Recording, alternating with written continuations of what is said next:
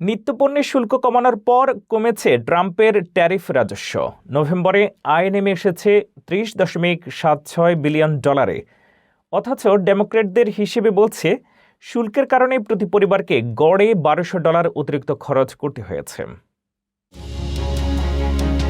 মার্কিন president Donald ট্রাম্পের শুল্ক নীতি আবারও আলোচনার কেন্দ্রবিন্দুতে। ইয়াহু ফিন্যান্সের এক বিশ্লেষণে বলা হয়েছে, ট্রাম্প শুল্ক থেকে পাওয়া রাজস্ব দিয়ে অন্তত 9 ধরনের খাতে অর্থ ব্যয়ের প্রতিশ্রুতি দিয়েছেন। এর মধ্যে রয়েছে আমেরিকান পরিবারগুলোর জন্য $2000 ট্যারিফ ডিভিডেন্ড চেক, কর ছাড়ের অর্থ যোগান এবং কৃষকদের জন্য সহায়তা তহবিল।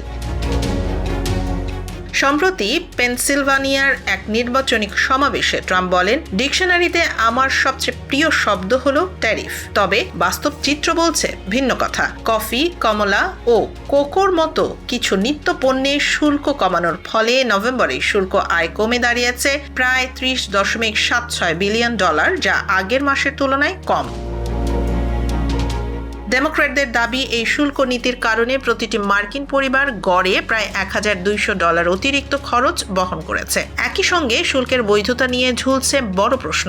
সুপ্রিম কোর্ট যদি ট্রাম্পের শুল্ক বাতিল করে দেয়, তবে সরকারকে $100 বিলিয়ন পর্যন্ত ফেরত দিতে হতে পারে।